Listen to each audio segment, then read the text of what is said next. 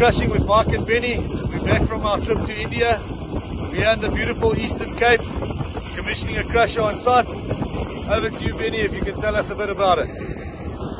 Morning, Mike. Just to say, we brought our PTO crusher down, the 750 500. We had a request to crush rock for roads, and basically for concrete work that the guys want to do. So this is the product here that you can see just behind you. Basically a -50 product that the guys did for the road.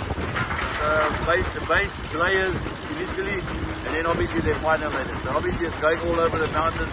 The guys got a pad footed, it's got a smooth drum roller, and it works like hell for them. At the end of the day, please, there's the plant. You can take some pictures and show them how the plant is working. It's been loaded by an excavator. It's actually a right complete batch. You see, guys are pictures on there. We do here average of about between 50 and 70 tons per hour. The guys are very happy with it.